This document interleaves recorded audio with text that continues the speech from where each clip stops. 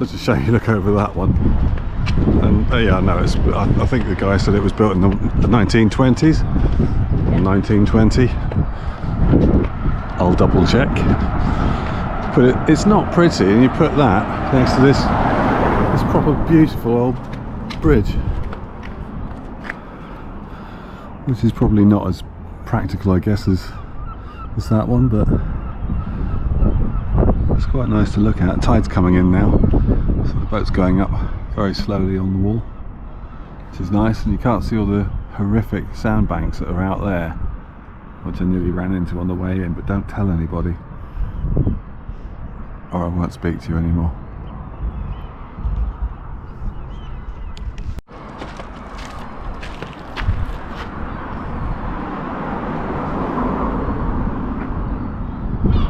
Of course, the railway bridge in the background there. That's nice, I like that. It's a good looking bridge. So the town is walled, which is that, strangely enough, because it looks like a wall.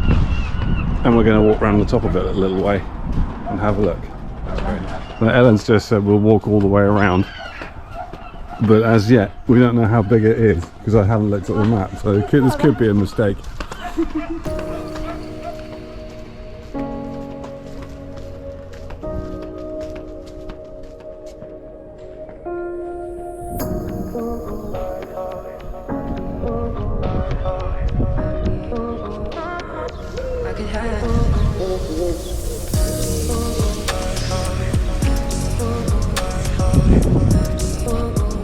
There's our boat over there, just behind the tanker and the crane right on the other side of the dock.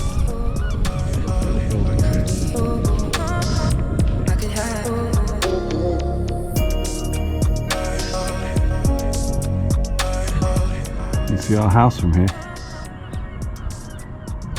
There's logs. I wonder how many tons there are.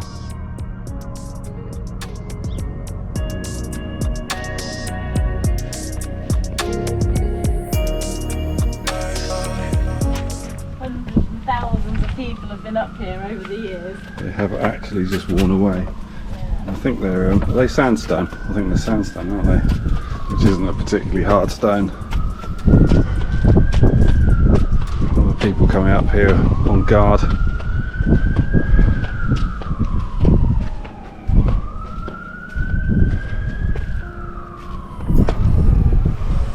That's where we came in, over there by that lighthouse. And you have to be right over by the lighthouse where the little white boat's going out, the fishing boat's going out. And you come in, and there's a red buoy there, so you have to be over by that, or the other side of it. And he said, right over by the wall, and past this post. And when you get to here, it's really difficult because you can't really see where you're supposed to go. But basically, you come round that corner and go right over there. And there's a green one over there, and that one's meant to be green. And there's some paddle boarders and another green one. But when you come in at 6 o'clock in the morning and you're very, very tired, it's not easy. And then there's meant to be a red one on the end over there, at the end of the pier head. And it's not. It's basically bird poop colour and no paint.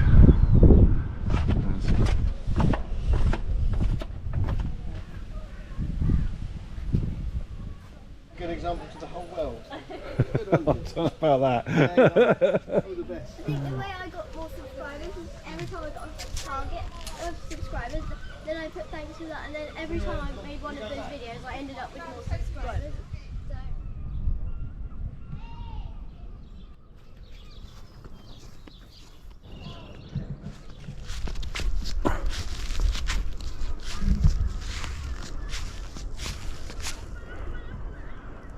Crikey, it's unusual to find a place where they've just left all the edges where you can fall off the top. Most of the places don't go in here and put big railings around everything. This one, they've just done it the French way. Don't go there, don't do that, hold on to your kids or you'll die.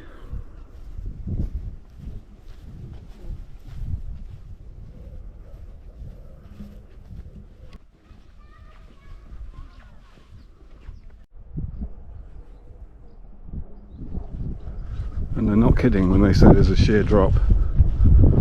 There's signs everywhere. Keep your children with you. Keep away from the sheer drop. I've got some respect for that, because that's the sheer drop. I don't know what that is. Massive gun emplacements.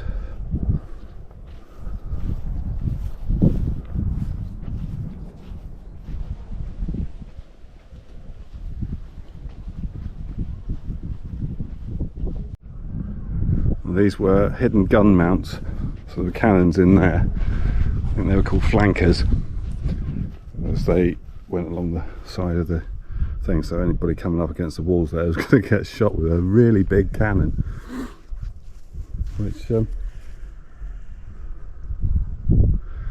oops, hello, probably not your best day out, is it? And then back that way there's another cannon shooting this way.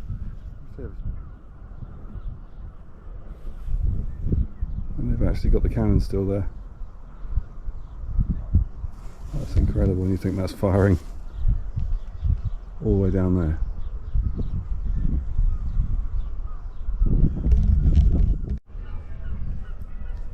So they did have cannons for different ranges.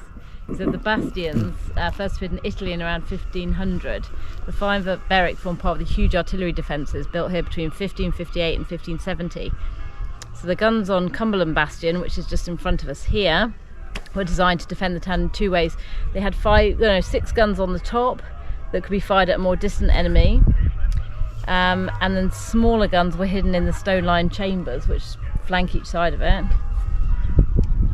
And they defended the adjacent bastions from close attack. So those two were pointing to attack each other, or not attack each other, to attack the people who were attacking them. That's a bit counterproductive. Yeah, it would be. And also from they defended also from enemy guns firing at defending troops on the ramparts. Each bastion was a precise angular shape so that its guns covered a certain area of ground. Guns on the neighbouring bastions could cover the same area of ground to set up deadly crossfires. And then this is what it looks like, or what it looked like in 1645.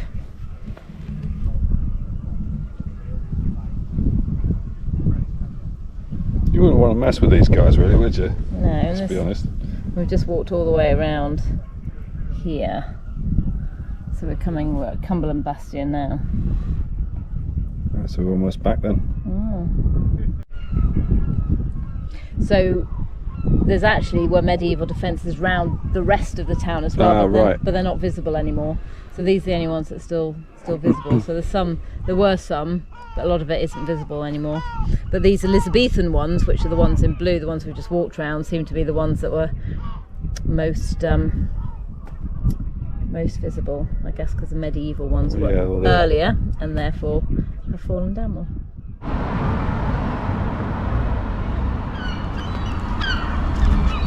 Okay, so this is Scott's Gate, and they basically built this wall, and then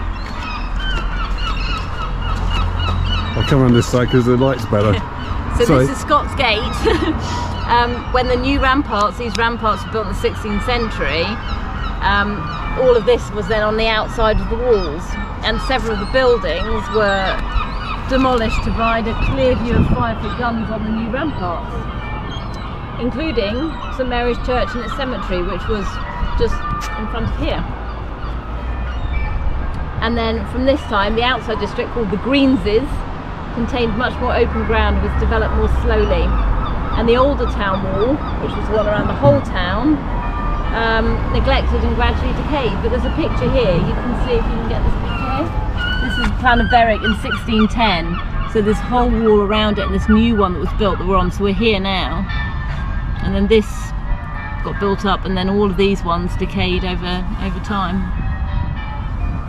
And then this building there, that was the town hall.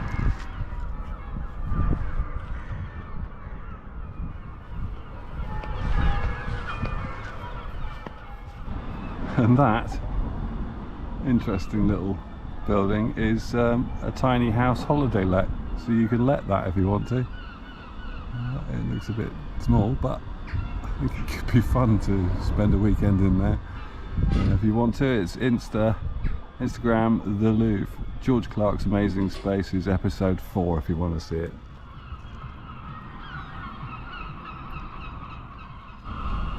That's the underneath of the road bridge, which isn't very amazing, but I do like the structure. I like the symmetry.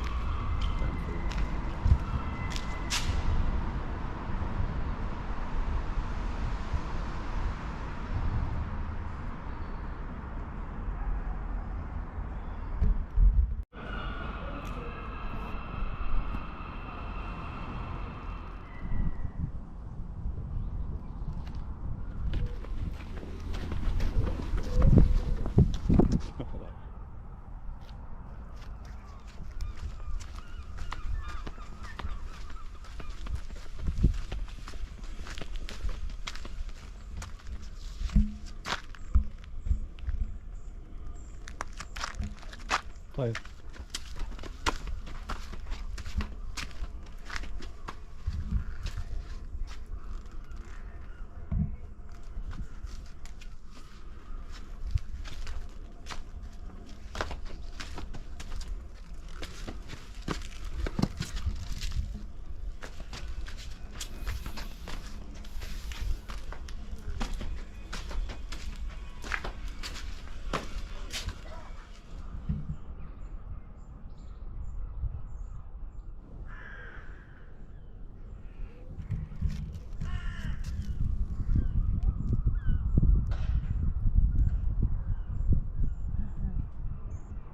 They're called breakneck stairs. Yeah, gotta watch your step up that, I think.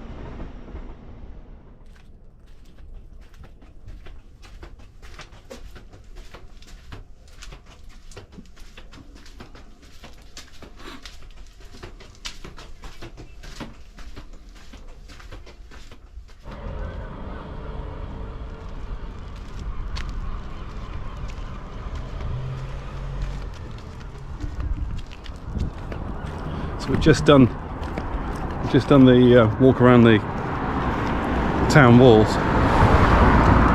Which didn't take very long, but it's really lovely. The views are spectacular, as you will have seen, and all the people are lovely too.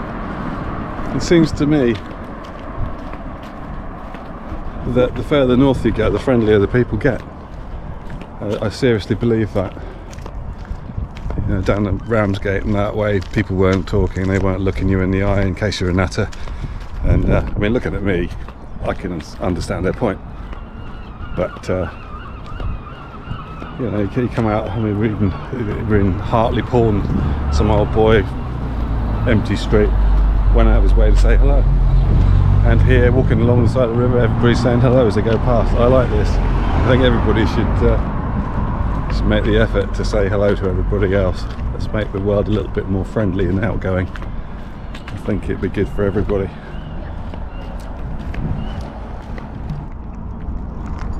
Just to prove it is a proper working dock, there's a very big boat here to pick up all the logs.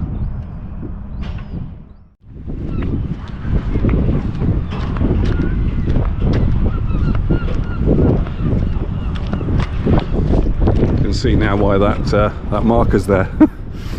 don't run into the fence. So that's where we came in. Crikey.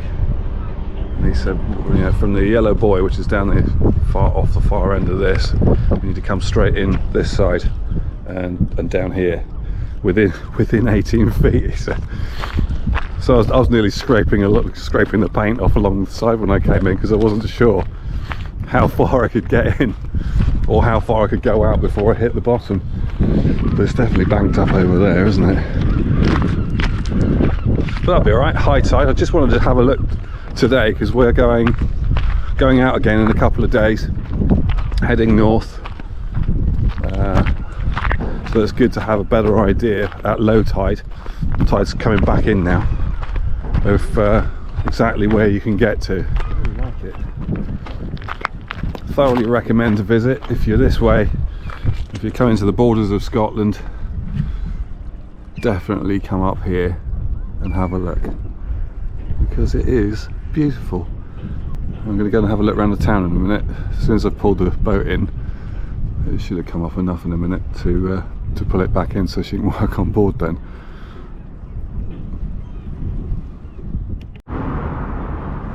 Just started walking across the bridge to go back into town. I've just seen these guys with a fishing net, and they put the fishing net right across the river, which wouldn't be allowed our way, so I'm guessing they have a license to do so.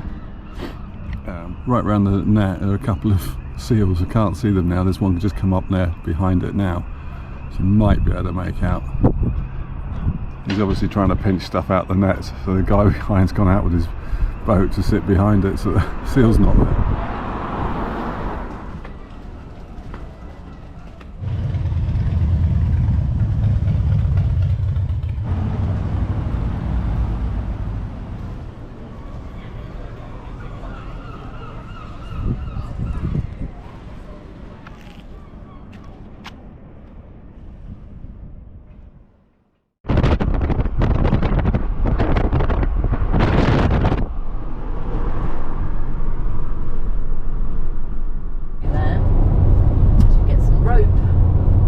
Is the day of departure, and we are going to get some rope because we've decided that we're going through the Caledonian Canal, and that will be very pretty. Basically, we can get the drone up, we get some lovely footage, and if he's there, I'd quite like to speak to the Loch Ness monster hunter guy that lives by the side of the road there. I think he'd be interesting to have a chat to. Anyway, we shall see whether we do or not, and we're going to get some rope so that we don't ruin our decent mooring lines. So we're going to buy some cheap polyester which can be recycled afterwards, or we'll keep it and use it another time, depending on how knackered it is at the end of the going through the ropes, because they chafe. So that's what we're doing, and we'll be in Eyemouth in, I don't know, 20 minutes, something like that. Felchigu Alba, welcome to Scotland. That's it, we're officially in Scotland now. So this is Eyemouth, and that boat over there was in Hartlepool the other day when we were there. Apparently we can't get in here unless it's neaps. Otherwise we'll hit the bottom.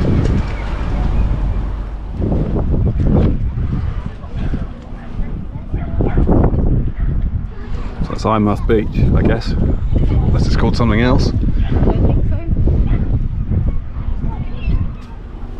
So we bought some rope, we bought some fenders, because they seem to be migrating off the boat. Made a bid for freedom, and they're probably on their way to France now. Or Norway. So I quite like the idea of that, exploring the world by themselves. Anyway, so we've got some rope, some cheap rope, and we're just having a quick look around Eyemouth now.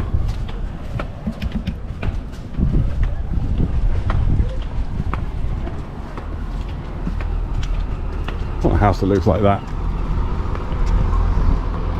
I like that.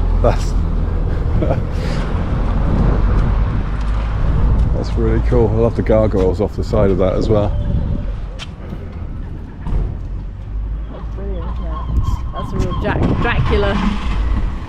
Dracula. Dracula. Does look like that. There's not a lot of water here. I'm glad we stopped at Berwick, and that was hairy enough. There's the seal. There he is down there. Look. Oops, no, down there. Up there.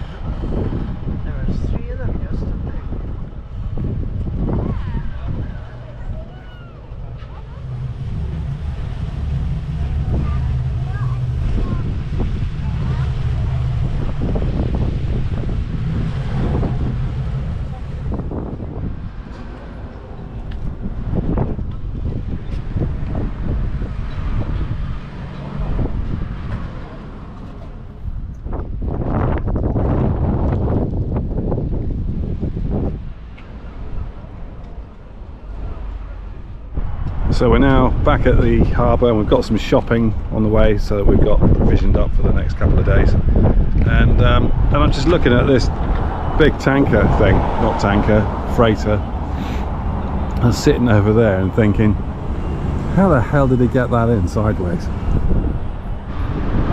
So the guy you can see in the yacht out there, well, he chose poorly and is now stuck on the bottom. So the yellow and black pole with the diamond on the top of it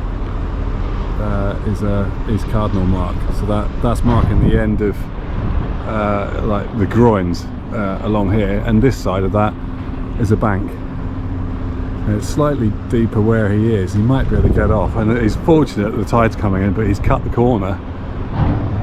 And I'm glad we didn't. Because if we'd have done that, we'd have been on our side for hours and hours, and possibly be taking on water if we did really get it wrong. Oh no, he's off. That was lucky. That was very, very lucky.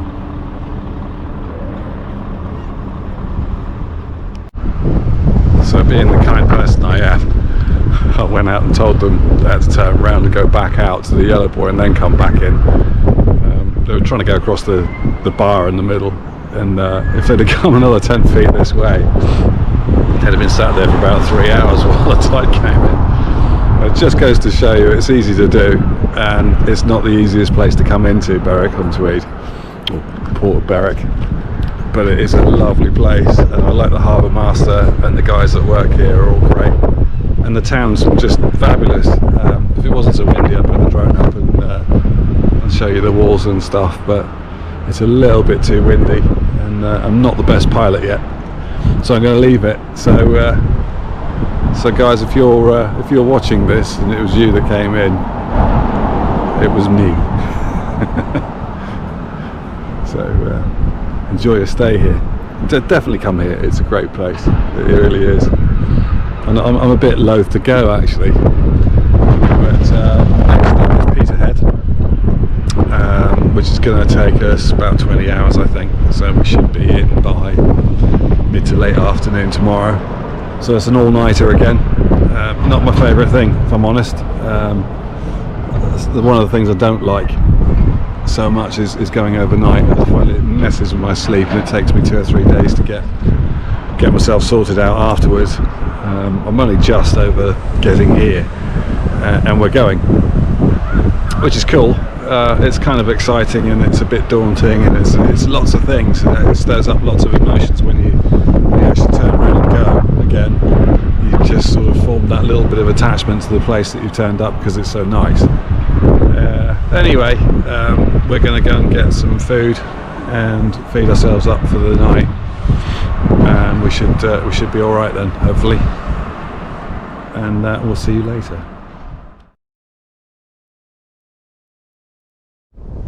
So that's it. That's the end of Berwick Upon Tweed. And very nice it was too. Just going past the lighthouse at the end. Here we go.